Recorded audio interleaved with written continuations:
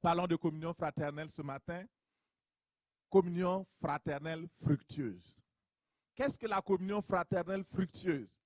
Et nous avons chanté, voyez de quel amour le Père, Dieu notre Père nous a aimés, qui nous appelle ses enfants. Et nous le sommes. Dans la parole de Dieu, il est dit, et nous le... Est-ce qu'il y a des enfants de Dieu ce matin? Des filles du roi des rois, des rachetés du Dieu vivant. Est-ce qu'on peut acclamer le Seigneur? Alléluia. Merci Jésus. Considérez-vous comme de véritables enfants de Dieu. Considérez-vous comme ces enfants, parce que nous le sommes en la vérité. Vous voyez de quel amour le Père nous a aimés. Et il a témoigné cet amour-là en donnant Jésus-Christ pour venir nous sauver. Pour que nous soyons les enfants d'un même Père, unis ensemble et marchant de gloire en gloire. Nous allons regarder rapidement 2 points, parce que les autres points, on ne pourra pas les aborder. Premièrement, pourquoi Dieu a pris la peine de former, d'appeler un peuple? Pourquoi la communion fraternelle est importante? Parce que beaucoup ne comprennent pas. Ils croient que c'est un devoir religieux de venir dimanche, faire ses 30 minutes de prière, c'est 1 heure de prière, et puis partir. Mais vous n'avez rien compris. Ah, écoutez très bien. Avant, les dimanches, c'était chômé. On ne travaillait pas. Vous savez pourquoi les gens travaillent maintenant? Parce que le diable sait que en mettant les gens au travail dimanche, les chrétiens ne pourront plus se réunir. Ils vont s'occuper des travaux, ils vont aller travailler et oublier leur Dieu. C'est ça. Pendant la Covid, là, ils n'ont pas fermé tous les magasins pendant les dimanches. Ils ont fermé. Pourquoi? Parce qu'ils savent que c'est en fermant. Les dimanches, les gens se promènent dans les magasins parce qu'ils n'ont rien à faire. Le diable sait que quand nous sommes unis en tant qu'enfants de Dieu, faisant l'œuvre de Dieu, nous sommes forts. Et lui, son royaume est ruiné. C'est pourquoi il travaille contre la communion fraternelle, en amenant des divisions, en amenant des chicanes, en amenant toutes sortes d'affaires, pour que les enfants de Dieu ne soient pas un, pour qu'ils ne soient pas ensemble. Parce que c'est l'ensemble, l'union fait la force. Et ce matin, ce que nous allons voir, c'est qu'il y a une puissance dans la communion fraternelle, une puissance qui nous donne de porter du fruit, une puissance qui nous donne d'accomplir notre destinée, une puissance dans la communion fraternelle que vous n'avez jamais découvert. J'ai découvert ça récemment et je vous partage. J'ai prêché plusieurs fois sur la communion fraternelle, mais le Seigneur m'a dit non, cette fois-ci, tu fais différent. Prêche pas la doctrine, prêche la réalité et vis la réalité, la pratique. C'est ça qui est important. Parce qu'on veut que les hommes et les femmes qui croient en Dieu grandissent, portent du fruit. Et ça, c'est une excellente nouvelle ce matin. Le Seigneur veut que tu portes du fruit, le fruit de la communion fraternelle, au nom de Jésus. Nous allons circonscrire la communion fraternelle rapidement pour voir qu'est-ce que la communion fraternelle. Et donc, le frère Koné m'a devancé. Et je bénis le Seigneur parce que c'est le même esprit. Et c'est ça qui est important et intéressant dans le livre de Actes 2, verset 42. Et il est dit clairement que les disciples, ils se réunissaient, ils étaient ensemble, ils persévéraient dans l'enseignement des apôtres, dans la communion fraternelle et dans la fraction du pain, dans les prières. Dans l'église, le temple de Dieu, il y a 2 colonnes. Nous l'avons vu, Jacquin et Boaz. Ça soutient tout l'ensemble. Maintenant, dans la vie chrétienne, pour qu'une personne vive la vie chrétienne réussie, il y a 4 colonnes. C'est-à-dire à l'extérieur, 2 colonnes, à l'intérieur, 4 piliers, 4 colonnes. Et les 4 colonnes ici, nous les voyons très bien. Dans l'église primitive, il est dit, première colonne, l'enseignement des apôtres. Pourquoi les gens sont faibles dans la vie chrétienne? Pourquoi la foi de beaucoup chancelle? Parce qu'ils n'ont pas les vrais enseignements. Les fondements de l'enseignement de base même, ils ne l'ont pas. Ce matin, le Seigneur a parlé au pasteur Alain Baril en disant que nous devons faire un appel à la repentance. Parce que beaucoup de personnes viennent à Christ par le biais de la religion. Mais le vrai problème, c'est qu'ils ne connaissent pas véritablement le Seigneur. Pour qu'il y ait une communion fraternelle sincère et réelle, il faut que tous ceux qui sont dans l'église soient nés de nouveau. Je l'avais noté. Et c'est important. Parce que si tous ne sont pas nés de nouveau, alors, le problème c'est quoi? On a encore la chair, les œuvres de la chair. Et l'église devient comme un club d'amis. Et dans les clubs d'amis, là, tu ne pourras pas manquer de chicane. Et justement, le problème, c'est que quand tu as des problèmes dans un club, tu changes de club, changes de gang. Et puis tu vas dans tel gang, tu sèmes la pagaille, tu retournes dans un tel gang. Finalement, tu as épuisé l'autre gang. Tu reviens faire la paix avec la première gang. Et puis tu viens... Pourquoi? Parce que les gens n'ont pas perçu l'Église comme étant un corps, le corps de Christ dans lequel Dieu rassemble son peuple pour les bénir. Et que comme c'est le corps, est-ce que vous avez vu votre oreille qui s'est déplacée un jour et dit « Oh, j'ai marre d'être collé à la tête ». Vous avez vu ça? C'est ça, non? Ou bien l'orteil gauche. Il dit, aïe, je ne veux plus rester là. C'est ça le gros problème. Parce que les gens ont l'image de l'Église comme des clubs et comme des associations mondaines. Ils n'ont pas compris que c'est un corps et c'est une famille. On ne choisit pas sa famille, on ne choisit pas son corps. Et là où le corps est, on est là. Là où la famille est réunie, on est là parce qu'on est membre du même corps. Jésus a dit quoi? Quand je venais sur la terre, tu n'as voulu ni sacrifice, tu n'as voulu ni rien. Mais tu m'as formé un corps. Et ce corps-là, c'est le corps parfait de Christ. Le corps qui est le temple de Dieu, l'église du Dieu vivant, dans lequel le premier pilier qui soutient l'enseignement. C'est pourquoi nous enseignons ici. Nous n'avons pas peur de dire la vérité aux gens. Nous enseignons sur tous les sujets, sur la sanctification, y compris la sanctification. Aujourd'hui, quand vous parlez dans une église de sanctification, il faut arrêter ça là. C'est ça le problème. Les gens veulent vivre comme ils veulent. Ils n'ont même pas quitté le monde. Et on veut vivre une communion fraternelle sincère. Ça ne marche pas.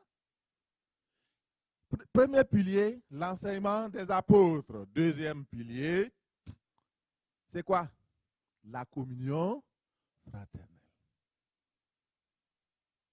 Et vous voyez, la communion fraternelle est négligée dans les églises, dans presque toutes les assemblées. Et c'est ça qui est le problème. Troisième colonne, la fraction du pain. Quatrième colonne, les prières. Et pourquoi nous mettons l'accent sur la deuxième colonne aujourd'hui? Parce qu'elle est négligée. Beaucoup de personnes manquent la connaissance sur la puissance et les exigences de la communion fraternelle et parce que les gens ont des expériences négatives. Il y a beaucoup qui ont été déçus dans les églises. Je voudrais parler à une personne ce matin. Si tu as été déçu dans les églises et que tu te poses la question, est-ce que je dois aller encore dans une église? Est-ce que je dois encore aller dans la communion fraternelle? Le Seigneur te dit ce matin, ce n'est pas parce que tu as eu des faux dollars dans ta vie, tu as vu des faux dollars dans ta vie, qu'il n'y a pas de vrais dollars. Le faux dollar existe parce qu'il y a des vrais dollars. Dites-moi quelque chose qui n'existe pas et qui a sa copie, ça n'existe pas. C'est parce qu'il y a le vrai dollar qu'il y a les faux dollars. Mais le diable, c'est un copieur, c'est un fabricant de faux dollars. C'est pourquoi il faut se lever. Il faut discerner. Il faut savoir où mettre son pied. On ne met pas le pied parce que la personne tient un micro et puis tient une Bible. Vous savez, il y a plusieurs versions de Bible, il y a plusieurs Bibles. Hein? Est-ce que vous savez qu'il y a plusieurs Jésus? Vous ne savez pas ça? Il y a plusieurs Jésus. Hein? Il y a des gens qui prêchent un Jésus faux. C'est écrit même dans la Bible. Il y a même un Jésus baoulé. Un Jésus baoulé. Un Dieu béni, une déesse béninoise. Il y en a plein. N'importe quoi. Alors, mon frère, ma soeur, ce n'est pas tous ceux qui disent Seigneur, Seigneur qui entreront au... c'est ça, ce n'est pas tous ceux qui disent Jésus, Jésus qui sont des enfants de Dieu. Nous avons regardé une émission la dernière fois. Le monsieur, on va le convertir. Jésus a fait ça. Il prêche dans son église. Or, il est dans une secte satanique. C'est un sorcier. Mais il prononce le nom de Jésus. Mais écoutez très bien. Leur Jésus, là, ça ne s'écrit pas avec J majuscule. Et leur Jésus, quand vous allez les découvrir, ils ne savent pas prononcer que c'est le Jésus-Christ de Nazareth. Le seul. Parce que quand vous ajoutez Jésus-Christ et qu'il vient de Nazareth, il n'y en a pas deux. Il n'y en a pas deux. C'est le roi des rois, le lion de la tribu de Juda. Il s'appelle l'étoile brillante du matin.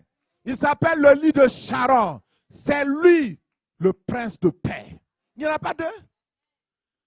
Il y a des choses, écoutez très bien, avec vos faux prophètes que vous trimballez dans les réseaux sociaux et avec votre faux prophétesse.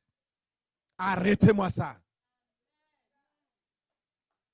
Vous avez une église. Vous êtes bénis ici. Le témoignage qui a été donné là, vous croyez que c'est qui a fait? Ce n'est pas moi, c'est Dieu qui a fait. Vous n'avez pas confiance en Dieu et vous allez croire que ce sont les prophètes qui vont vous bénir. Honte à vous. C'est Dieu qui bénit. Aucun prophète ne peut vous bénir. Aucune prophétesse. Jésus est capable et il est présent. Si Jésus ne vous bénit pas, qui va vous bénir? C'est ça. Accrochez-vous à lui simplement. Accrochez-vous aux frères et aux sœurs. Restez soudés ensemble. Priez ensemble. Criez ensemble à Dieu. Jeûnez. Demeurez ensemble consacrés. Et vous verrez la gloire de Dieu. Les miracles vont se passer.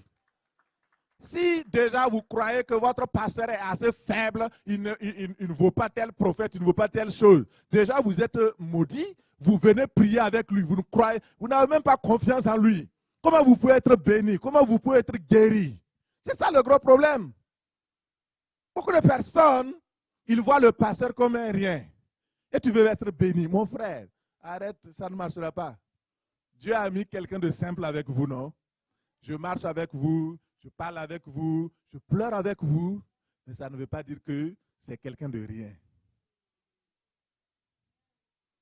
La communion fraternelle, c'est un lieu de puissance. C'est un lieu de réveil. C'est un lieu où Dieu matérialise le ciel sur la terre. Vous voulez le ciel sur la terre? Restons collés serrés. Ouvre la Bible. Psaume 133. Ouvre ta Bible. Psaume 133. Lisons ensemble. On va le lire ensemble. Alléluia. Hey. Non, vous savez, le Seigneur est fidèle. Il est fidèle. Comme ça ne sera pas long, vous voyez, je mets tout compact. Psaume 133, lisons ensemble. À 3, tout le monde lit. Vous commencez par voici. Voici, commencez par voici. 1, 2 et 3. Voici, Oh, qu'il est agréable, qu'il est doux pour des frères et des sœurs de demeurer ensemble. C'est comme l'huile précieuse qui, répandue sur la tête, descend sur la barbe d'Aaron, qui descend sur le bord de ses vêtements. C'est comme la rosée de l'Hermon qui descend sur les montagnes de Sion. C'est là que l'Éternel envoie la bénédiction, la vie pour l'éternité. Acclame pour toi. Acclame pour le Seigneur maintenant. Alléluia. Gloire à Dieu. C'est ça la véritable communion fraternelle. Là où les enfants de Dieu viennent ensemble pour que l'huile descende du ciel. L'onction de la guérison descend maintenant. Alléluia, parce que nous sommes là. Merci Seigneur, une onction fraîche qui touche les cœurs. Alléluia, reçois ma sœur, reçois ce matin. Reçois ce matin au nom de Jésus. Alléluia. Merci Seigneur Jésus. Qu'il est beau, il est doux pour des frères et des sœurs. Dieu voit, il regarde.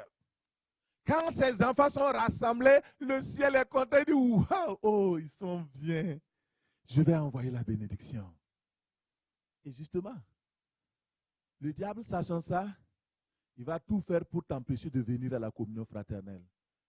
Il va te dire, ah, c'est trop long, c'est ennuyant. Oh non, tu es fatigué, reste dormir, c'est quand même dimanche. Ah. Et puis, pourquoi on ne ferait pas ça juste 1 heure de temps?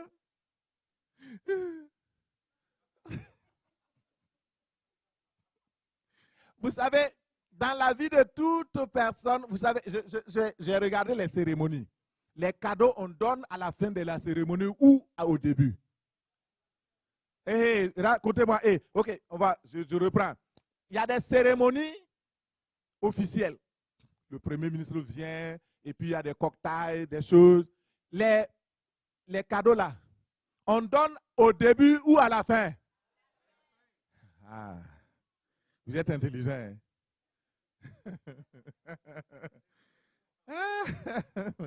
Dieu réserve les bonnes choses à la fin. Et dans la fin des temps, le Seigneur s'est levé pour nous donner les bonnes choses. À son assemblée, à tous et à chacun, nous allons recevoir au nom de Jésus. Notre Dieu est fidèle. Il sait ce qu'il fait. L'objectif aujourd'hui, c'est que tu prennes conscience de la force et de la puissance de la communion fraternelle qui nous amène vraiment à porter du fruit, à accomplir notre destinée. C'est tellement important. Vous savez, même ne serait-ce que la bonne compagnie que la communion fraternelle donne. Vous savez, dans le monde, là, vous pouvez aller avec des copains, aller avec des camarades, aller avec plein de monde. Mais est-ce que c'est une bonne compagnie? Est-ce que c'est une compagnie qui vous amène en haut ou bien en bas? Au ciel ou bien en enfer? Toute personne que vous fréquentez vous influence. Veut pas. Vous ne pouvez pas fréquenter quelqu'un et puis dire non, la personne ne va pas m'influencer. Non, je vais rester. Non. Toute personne que vous fréquentez va vous influencer. Soit au niveau émotionnel, au niveau de votre joie, au niveau de votre paix. Cette personne va être une personne qui vous propulse ou une personne qui vous rabaisse. C'est pourquoi, frères et sœurs, choisissez votre fréquentation. Les meilleures personnes qu'il faut fréquenter, ce sont vos frères et vos sœurs. C'est ça, mon frère. Et l'ennemi vient mettre dans la tête. Fais attention, hein. On ne sait jamais. Les frères là même, c'est eux-mêmes le problème. C'est toi qui es le problème. Parce que tu n'es pas né de nouveau. Si une personne est véritablement née de nouveau, tu cherches la compagnie des personnes qui sont aussi nées de nouveau. Born again. C'est ça. C'est normal. Qui se ressemble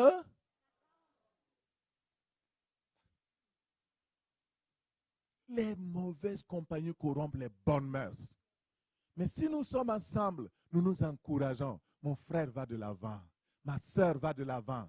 Hier, au niveau du terrain de jeu, j'ai approché un frère et je lui ai dit, voici telle ou telle affaire, est-ce que tu peux changer?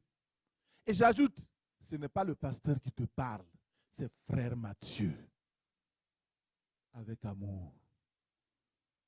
Il y a des moments où c'est le pasteur qui parle, il y a des moments où ça doit être le frère Mathieu. Avant d'être pasteur, je suis votre frère. Alléluia. Vous pouvez vous adresser à moi en tant que frère. Ce n'est pas interdit.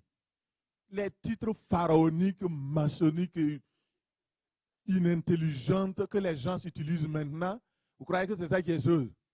Patriarche, général, bishop, et ça chope. Restons simples, frères, et où est le problème? Où est le problème? Les gens sont des... Même les apôtres là. Vous avez vu un apôtre dans le Nouveau Testament ou bien les autres qui dominaient sur les autres qui disent, oh maintenant, hein, moi je suis l'hyper apôtre. Aujourd'hui là, on a des hyper apôtres. Archibishop, apôtre de toutes les nations. Eh Seigneur, restons simples. Revenons à la simplicité de la vie chrétienne. Revenons, c'est simple. Vous voyez, on vient, on témoigne, on s'assoit. Mon frère, tu as un problème. Jésus a la solution. On n'a pas besoin. Et nous allons le faire, hein. On va venir à l'église comme ça. On dit, on ne prêche pas, on se met en rond. On s'assoit, on parle, on cause. On rit, on pose des questions, on loue Dieu et on bénit le Seigneur. Parce que notre Dieu, il est dans l'église avant là. Il n'y avait pas de chaises. Hein? Maintenant, on paye des chaises de 50 combien de dollars. Les gens viennent et dorment.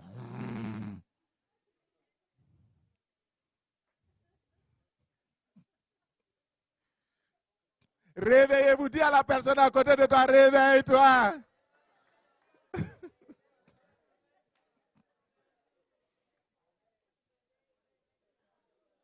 Réveille-toi. La communion fraternelle. Et les gens, personnellement, j'ai été tellement déçu dans une église où j'étais avant, ça fait très longtemps. Et quand j'ai eu une grande assemblée, j'ai vu que là-bas, il y avait plus de 5000 personnes. J'ai dit, oh, merci Seigneur. Je veux me cacher ici. Oui, oui, oui. J'ai dit, personne ne me connaît, je n'ai ni vu ni connu.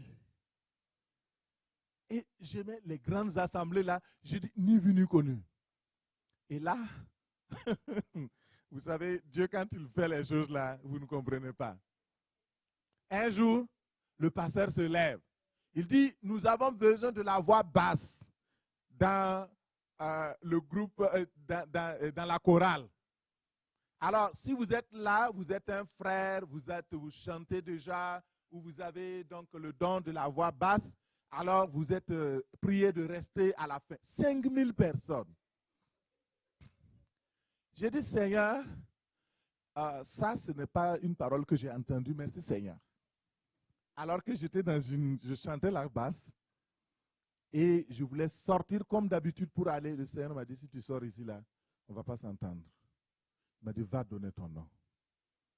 C'est en allant donner mon nom que j'ai rencontré le frère Zacharie, que vous connaissez de Québec. Lui, il était déjà dans la chorale.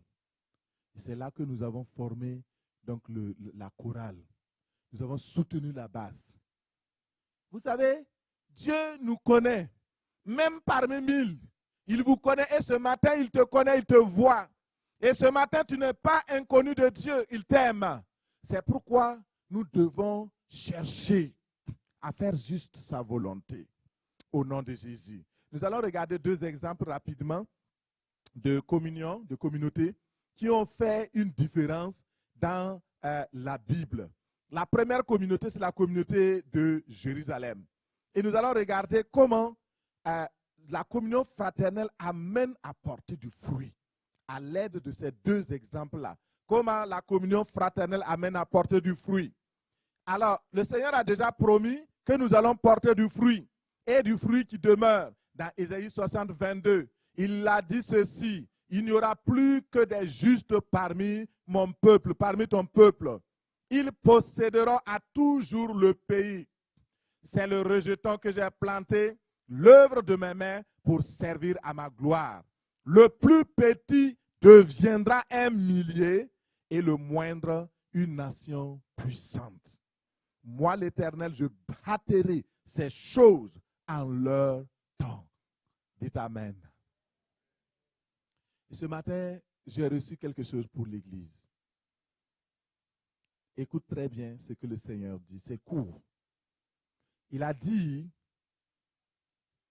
voici, je vous ai créé par ma main pour montrer ma gloire au monde.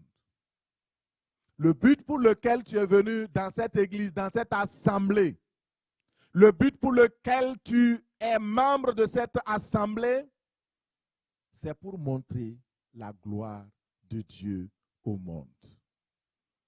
Il dit, je vous ai façonné, je vous ai fait, je vous ai amené à la communion fraternelle, telle une colonne d'une grande maison. Et parmi vous, le plus petit donnera naissance à 1000 autres personnes. Et le plus faible d'entre vous deviendra un peuple puissant. Il dit, moi l'Éternel, je ferai cela. Elle viendra sur toi au moment favorable. Il dit, préparez-vous, impliquez-vous, développez une appartenance à votre église locale. Et alors, vous allez voir, vous porterez du fruit à la gloire de Dieu. Dis Amen. Il dit, le plus petit d'entre vous. Il y a des gens qui disent, ah, moi, tu ne me connais pas, je suis tellement petit que je ne peux même pas porter du fruit. Le Seigneur dit, le plus petit deviendra un. Ah, donc, vous voyez, cet espace-là, ce n'est rien. Hein? Est-ce qu'il y a quelqu'un qui croit qu'il peut devenir un millier ce matin? Pas par ta force, mais par la puissance du Saint-Esprit de Dieu. Tu deviendras un millier. Tu deviendras un millier. Tu deviendras une nation puissante à la gloire de ton Dieu. C'est lui qui le fait. Et il le fera au nom de Jésus. Et quand nous prenons l'exemple de l'église de Jérusalem dans Actes 2, 47, la Bible dit qu'ils étaient tous les jours ensemble, assidus au temple, rompant le pain dans les maisons et prenant leur nourriture avec joie et simplicité de cœur. Ils louaient Dieu, ils trouvaient grâce auprès du peuple et le Seigneur ajoutait chaque jour à l'église ceux qui étaient sauvés. C'est l'image de l'église comme ça. Et l'église croissait, se multipliait, malgré les situations. Et tous ceux qui entendaient la voix de Dieu, ils étaient sauvés du monde. Et ils se rassemblaient, non pour devenir pires, mais pour devenir meilleurs. Ils étaient ensemble, assidus. L'assiduité, c'est important. Il y a des gens qui viennent à l'église à 11h quand le message a déjà commencé. Vous savez, c'est juste une question aussi de respect pour Dieu. Vous savez, Dieu est plus grand que nous, n'est-ce pas? Si on disait que Justin Trudeau allait venir ici ce matin, peut-être qu'il n'y aurait pas de la place ici, oui ou non? Il y a certains d'entre vous même qui vont rester dehors, oui ou non? Aha. Et on dit, là, c'est Dieu, le créateur du ciel et de la terre qui est là. Et toi, tu attends, tu viens en retard. L'adoration est déjà passée, la louange est venue, tu dis que tu veux écouter le message. Mais pour que une terre puisse porter du fruit, il faut d'abord que la terre soit arrangée. Il faut cultiver d'abord la terre. Il faut défricher. L'adoration et la louange matinale permettent de défricher le terrain. Et maintenant, quand la parole qui est l'eau qui vient, le Saint-Esprit arrose. Et la semence est faite. Et maintenant, les graines peuvent pousser. Mais vous n'avez pas arrangé le terrain. Vous êtes venu avec un cœur non préparé.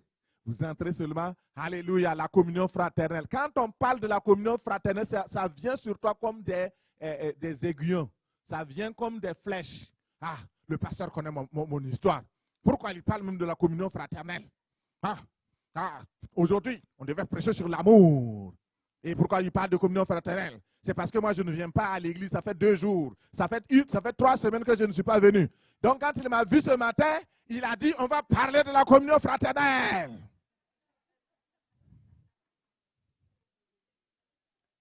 C'est la vérité, ce que je suis en train de vous dire. Si votre cœur n'est pas préparé, ça vient sur vous comme ça. Mais si votre cœur est préparé, dans la présence du Saint-Esprit, quand je parle, la communion fraternelle, alléluia. Oh, j'aime la communion fraternelle. Seigneur, ajoute. C'est ça la vérité. Alléluia. Gloire à Dieu. Et l'église croissait. Et nous voyons cette église-là qui est l'exemple. Nous regardons un dernier et nous allons prier. Nous allons prier dans à peu près 10 minutes. Acte 11, 26. Acte 11, 26, nous voyons l'église d'Antioche. Il dit, quand ils ont trouvé l'apôtre Paul, à l'époque il était Saul, il l'amena à Antioche. Pendant toute une année, il participait aux réunions de l'église, ils enseignaient beaucoup de personnes. C'est à Antioche que, pour la première fois, les disciples furent appelés chrétiens. Acte 13, 2. Il y avait dans l'église d'Antioche des prophètes, des docteurs, Barnabas, Siméon, appelé Niger, Lucius de Cyrène, Manahem, qui avaient été élevés avec Hérode le tétrarque. Et Saul, pendant qu'ils servaient le Seigneur dans leur ministère et qu'ils jeûnaient, le Saint-Esprit dit, mettez-moi à part Barnabas et Saul pour l'œuvre à laquelle je les ai appelés. Après avoir prié et jeûné, ils leur imposèrent les mains et les laissèrent partir. Parole du Seigneur.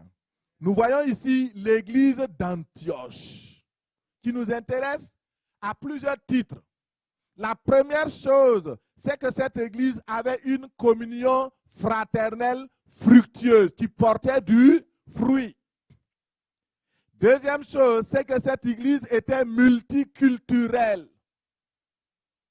Les églises multiculturelles n'ont pas commencé aujourd'hui. C'est depuis le commencement de l'église. Antioche est la deuxième église qui est mentionnée dans la Bible après Jérusalem. Et cette église-là nous montre, il y avait des Juifs, il y avait des Grecs, des immigrés, des Africains et des Européens. Tous étaient dans l'église d'Antioche. C'est notre modèle, alléluia. Et c'est le modèle pour lequel le Saint-Esprit m'a dit, bâtis la mission. Un modèle multiculturel. L'église d'Antioche est née donc suite à l'évangélisation. Et la première chose, et notez ça rapidement, il y a 7 points rapidement que vous notez pour l'église d'Antioche. Pourquoi la communion fraternelle avait été fructueuse dans cette église? La première chose, c'est que tous étaient nés authentiquement de nouveau. La nouvelle naissance. Un grand nombre de personnes crurent et se tournèrent vers le Seigneur. Tous étaient attachés au Seigneur Jésus-Christ, lui seul. Acte 11, 21. Deuxième chose, la fréquentation aux réunions d'église de façon régulière. La Bible dit qu'à Antioche, pendant toute une année, Paul était là, Barnabas était là, Et ils participaient régulièrement aux réunions d'église. C'est pourquoi Paul, qui a été formé à l'église d'Antioche, pouvait écrire dans Hébreux 10, 25, « Veillons les uns sur les autres pour nous exciter à l'amour et aux bonnes œuvres.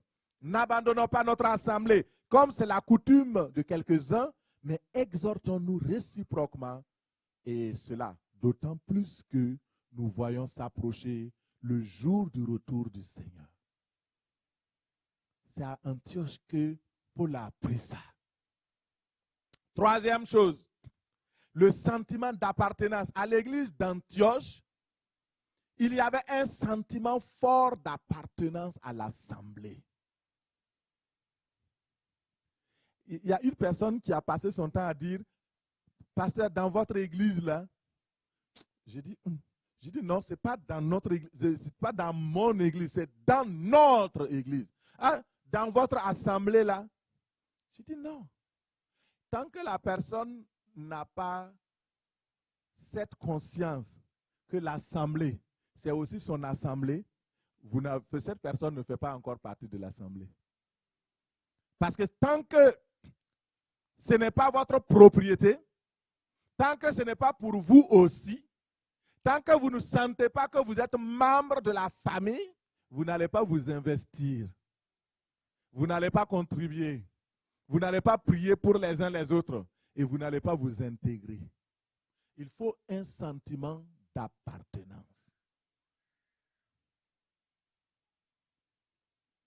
C'est clair, hein?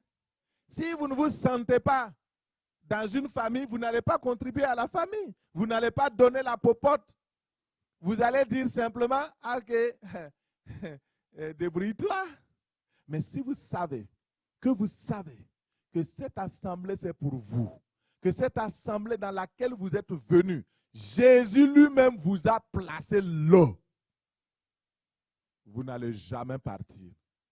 S'il y a des choses, ce que vous allez faire, c'est de travailler à corriger.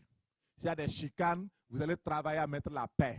Là où il y a des difficultés, vous allez travailler à améliorer. Vous allez corriger. Vous allez prier. Vous allez intercéder pour que les choses changent et non pas partir. Pourquoi? Parce que vous sentez que c'est pour vous. C'est votre assemblée. Si l'assemblée prend feu, c'est vous aussi qui prenez feu. Si l'assemblée est bénie, vous êtes aussi bénis. Si l'assemblée est bonne, vous êtes aussi bon. Et à cause de cela, vous mettez vos deux pieds dedans. Alléluia. Cultivez une appartenance à votre assemblée. Impliquez-vous. Faites quelque chose pour le Seigneur. Ne vous mettez pas en arrière. Il y a des personnes qui sont fâchées pour une moindre affaire. On a dit, hop, on a touché. Ah, pourquoi tu m'as dit ça? Moi, on ne me dit pas ça. Non, soyons doux, soyons humbles. Soyons humbles. C'est important. Donc, troisième chose, sentiment d'appartenance fort à l'assemblée. Et c'est à Antioche pour la première fois que les disciples ont été appelés chrétiens. Chrétiens, hein, écoutez très bien, ce n'est pas un mot qui est d'origine normale. C'est les païens qui ont vu les disciples et ils ont dit, mais ils marchent comme leur Christ. La façon dont ils prêchent leur Christ, c'est exactement la même chose qu'ils vivent. C'est pourquoi il les a appelés chrétiens. Aujourd'hui, là, moi, je ne vous conseille pas de vous faire appeler chrétiens. Soyez des disciples de Jésus. Pourquoi? Parce que vous croyez, vous savez, hein, il y a des chrétiens de toutes sortes. Tout le monde se proclame chrétien, sauf de ressembler au Christ. Si vous ressemblez au Christ, revendiquez cela, c'est bien. Il n'y a pas de problème. Il n'y a pas de mal à être chrétien si c'est vraiment que vous êtes comme le Christ. Mais disciple de Christ, ça ne trompe pas. Un disciple suit son maître. Alléluia. Soyez libres. Mais faites attention de ne pas être des faux chrétiens. Parce que c'est le monde qui a donné ce nom. Ce n'est pas Dieu qui a donné ce nom. Le Seigneur Jésus-Christ aurait dit, vous allez être appelés chrétiens. Il a dit, non, vous êtes mes disciples. Le mot chrétien n'est jamais sorti de la bouche de Jésus. Mais ce n'est pas mauvais d'être appelés chrétiens. Parce que si le monde voit que nous marchons comme le Christ, c'est la preuve que nous sommes du Christ.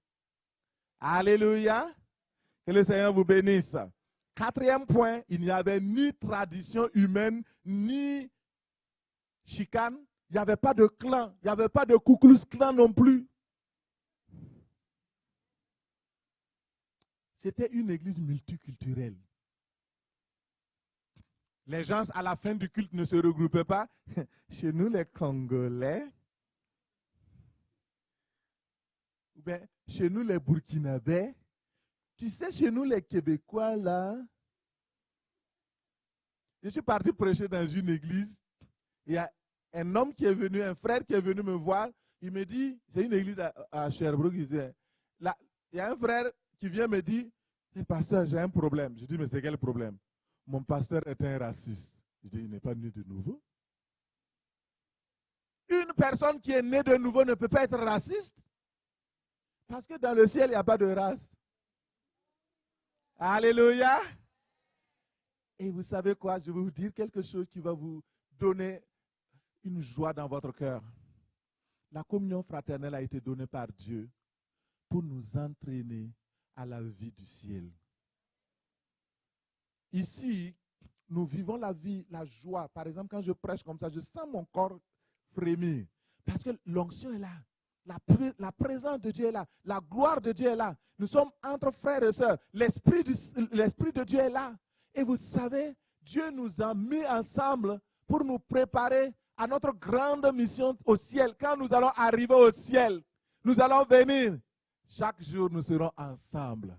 Il n'y aura pas de Camerounais, pas de Gabonais, pas de Burkinabés, pas d'Américains, pas d'Européens. Il n'y a que le peuple de Dieu. Il n'y a que les filles du roi des rois. Il n'y a que les fils du Dieu vivant qui sont là pour adorer nuit et jour. Et la communion fraternelle, ça permet de nous secouer, de nous frotter ensemble, de travailler notre caractère, de nous corriger et de partir au ciel. Celui qui n'aime pas la communion fraternelle ou qui est incroyant, tu demeures à la maison, tu manques beaucoup de choses parce que tu n'es pas en train de te préparer vers le ciel. Le Seigneur nous prépare par la communion fraternelle. Quatrième point, il n'y avait ni clan, ni tradition humaine non biblique. L'église d'Antioche était parfaitement unie comme les membres d'un même corps, malgré les diversités de couleurs, les diversités de dons, d'origine et de race. C'est cette église-là que nous voulons. Est-ce qu'il y a des personnes qui veulent cette église-là? Nous ne voulons pas une église clanique, une église territorialiste, une église où les gens, ah non, non, non, si tu ne parles pas le lingala, tu ne viens pas ici. Mon frère, au ciel, on ne parlera pas lingala. On ne parlera même pas français. On ne parlera pas l'anglais. On va parler la langue des anges. La langue du ciel. Mon frère, il faut qu'on dise la vérité, sinon on ne va pas changer. Il y a des gens qui disent, ah, il faut prêcher seulement la parole et puis laisser les gens. Mon frère, si on les laisse comme ça, là, ils ne changeront pas. Mieux, on peut payer la Bible et puis le distribuer et puis dire d'aller de rester à la maison.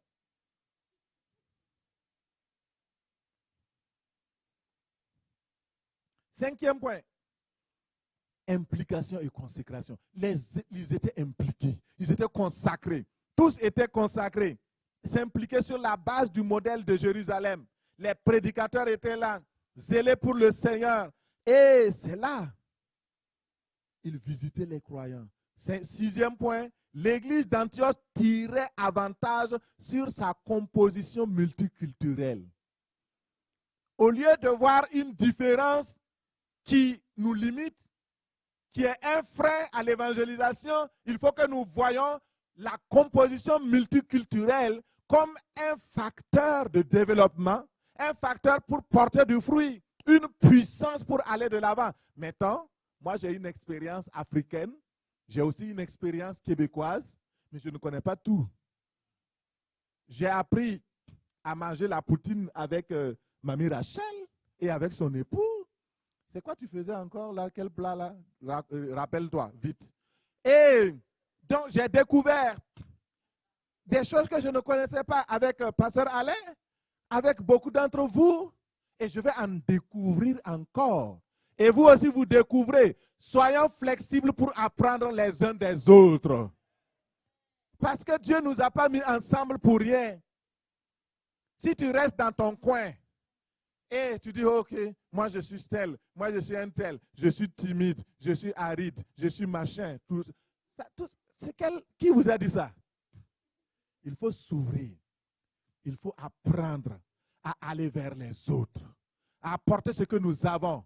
Souvent, on se dit, ah, si je vais vers les autres, moi je n'ai rien à donner, je suis tellement faible. Non, le peu que tu as, donne, et tu reçois beaucoup, et tu es fortifié. À la fin du culte, salue au moins 2, 3 personnes avant de partir. Souris-les, dis Dieu te bénisse. Il y a des frères qui ne sont pas venus aujourd'hui. Il y a des sœurs qui ne sont pas venues aujourd'hui.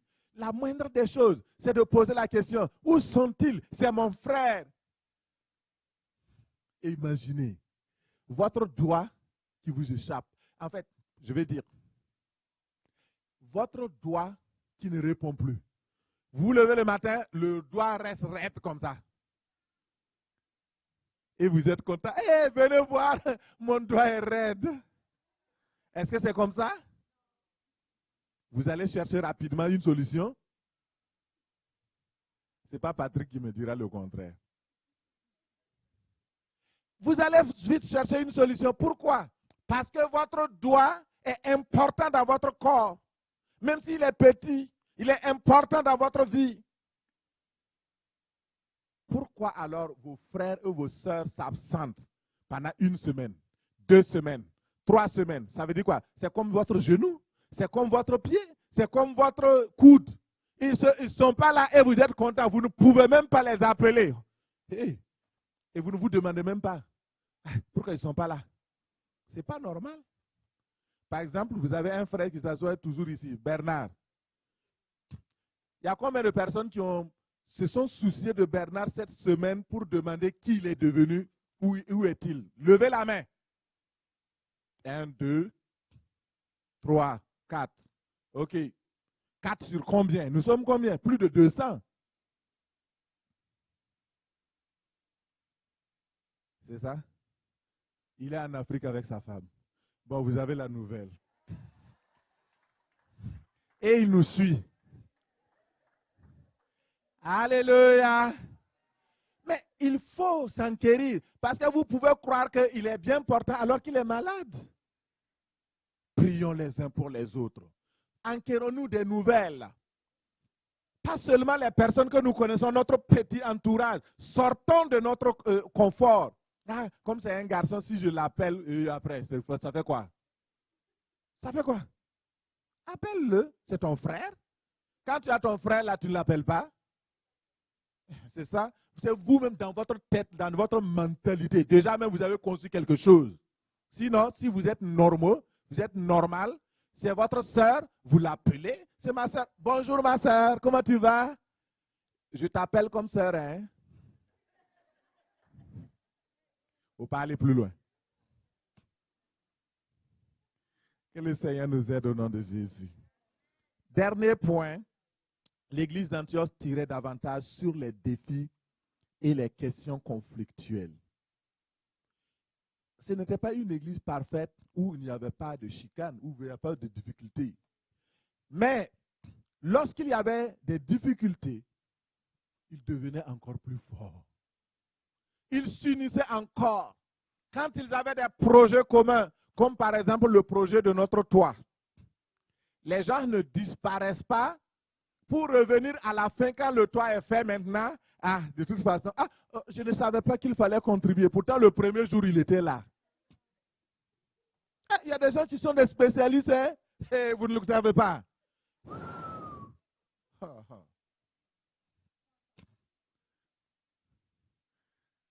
C'est ça.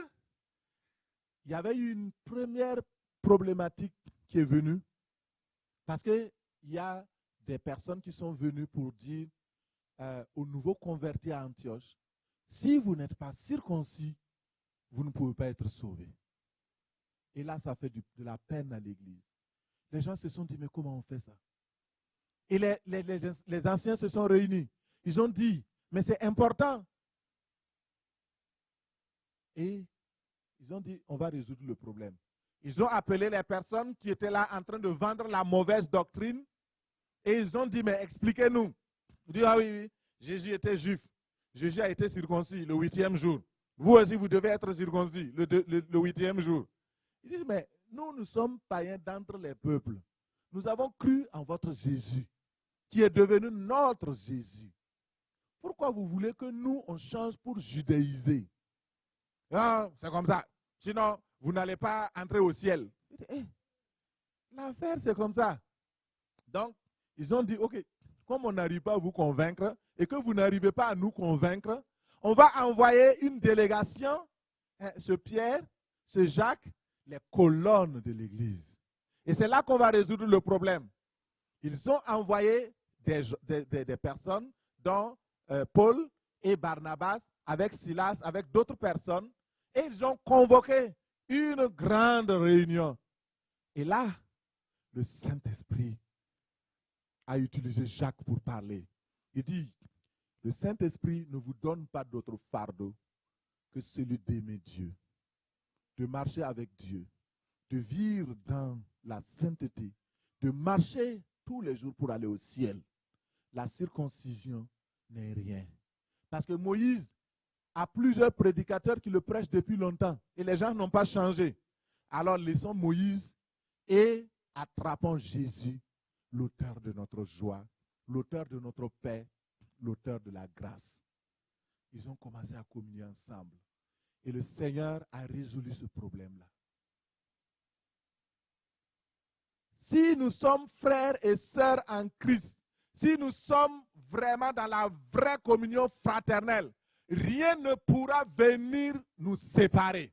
Tant que nous sommes unis à Jésus dans l'amour, tant que nous sommes prêts et que nous marchons vers le ciel, aucun diable, aucun démon, aucune puissance satanique ne pourra nous séparer. Pourquoi? Parce que nous sommes unis à lui et que nous marchons vers le ciel. Rien ne peut te séparer de Jésus. Rien ne peut te séparer de l'assemblée tant que tu sais pourquoi tu es là, qui tu es et ce que tu viens chercher ici. Tu sais que la communion fraternelle, c'est une puissance qui te permet d'être propulsé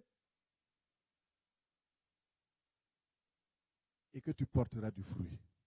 Levons-nous et prions. Lève-toi, ma soeur. Lève-toi, mon frère. Peut-être ce matin, tu n'avais pas compris la communion fraternelle comme ça a été prêché aujourd'hui.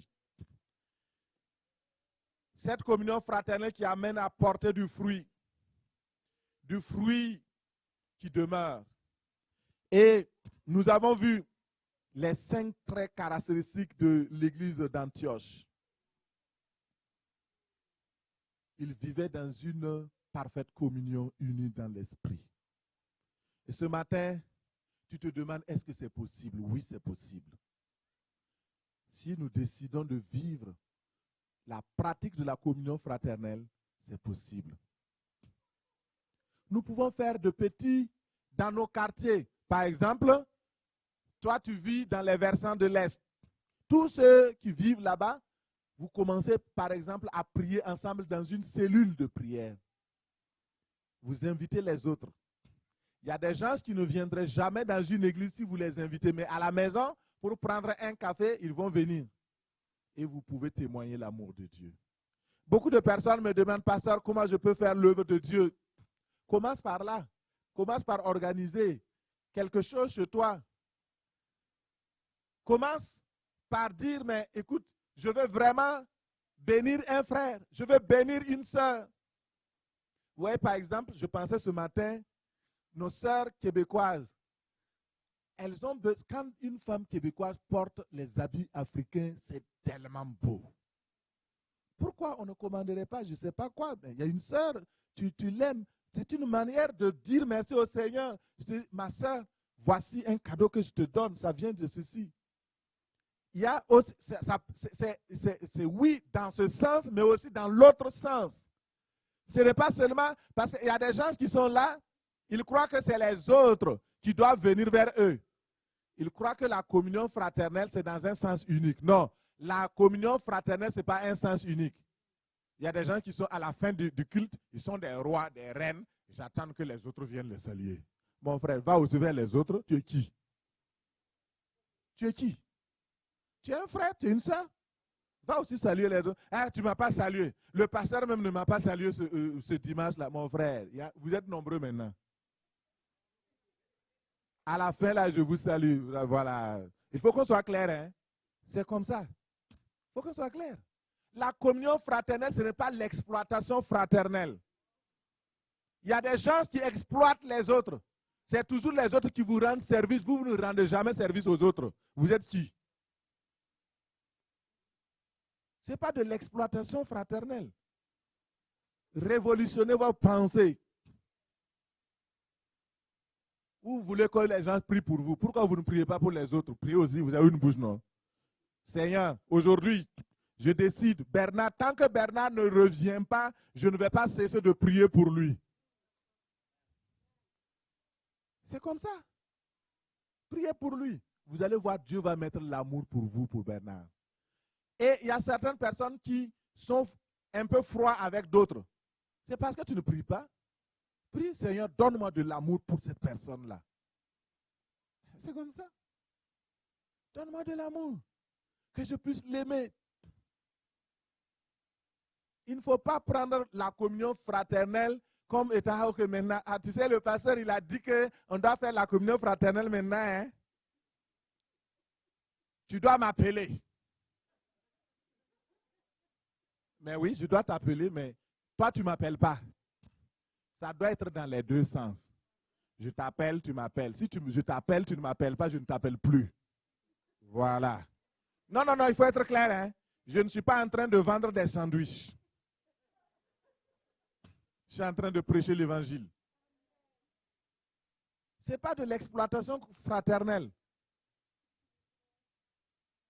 Il y a des gens qui sont là, c'est toujours de donner. Tu reçois, tu ne donnes pas. C'est pourquoi tu es trop bourré. Il faut donner aussi. Donne l'amour. Le pasteur ne m'a pas appelé. Toi, depuis quand tu as appelé le pasteur? Appelle aussi le pasteur. Tu as dit, ah, il est occupé. Il est occupé. Mon frère, j'ai aussi souvent besoin que quelqu'un m'appelle pour m'encourager. Pasteur, courage. Tu nous dis la vérité. Tu nous parles de la communion fraternelle. Tu nous parles de l'amour. Merci, pasteur. Le message que tu as prêché là, ça m'a fait du bien. J'ai besoin aussi de vos témoignages pour être encouragé. Je ne suis pas du fer. Je suis aussi un humain comme vous. Et sachez que je suis votre frère. Avant d'être votre pasteur, je suis votre frère. Alors, en tant que votre frère, je dois avoir une communion avec vous. Sachez ça. Et pourquoi pas? Si vous voulez voir ce que le pasteur fait, ou bien ce que votre frère fait, venez un jour, venez être pasteur d'un jour. Venez à mon bureau, pasteur. Je veux rester avec vous aujourd'hui. Je veux voir comment tu travailles. Ce n'est pas interdit, ce n'est pas un secret de pollutionnel. Venez, vous allez voir, vous allez changer votre mentalité par rapport à moi. Vous allez commencer à m'apprécier. Pourquoi? Parce que ce que j'abats comme travail, pour que l'église fonctionne, pour que vous puissiez rester ferme, pour que les choses se fassent, vous allez dire, ah, je ne savais pas que c'était comme ça. Tous ceux qui ont commencé à me fréquenter, à venir me voir là, ils ont commencé, je vois qu'il y a un profond respect. Ils savent ce que je fais. Fréquentez vos frères et vos sœurs, vous allez les apprécier. Vous allez commencer à les apprécier. Votre sœur que vous ne voyez pas souvent, appelez-la. Ma sœur, elle va vous raconter son histoire. Vous allez raconter votre histoire. Vous allez commencer à vous aimer. Il y a un lien qui va commencer à se tisser. Un lien pur. Pas un lien impur. La communion fraternelle dans la vérité, dans la sincérité, dans la pureté. Élève ta voix et rends grâce au Seigneur pour ce message. Si tu as été béni par ce message, élève ta voix et bénis le Seigneur. Bénis le Seigneur. Bénis le Seigneur. Bénis le Seigneur. Bénis le Seigneur. Alléluia. Père, nous te bénissons. Nous te louons pour ce message. Nous te glorifions pour ce que tu as fait. Nous te disons merci pour ta grâce. Nous te disons merci pour ta fidélité. Que toute la gloire soit à toi. Que l'honneur te revienne. Que la puissance te revienne au siècle des siècles et pour toujours. Au nom de Jésus, nous avons prié. Acclame le Seigneur.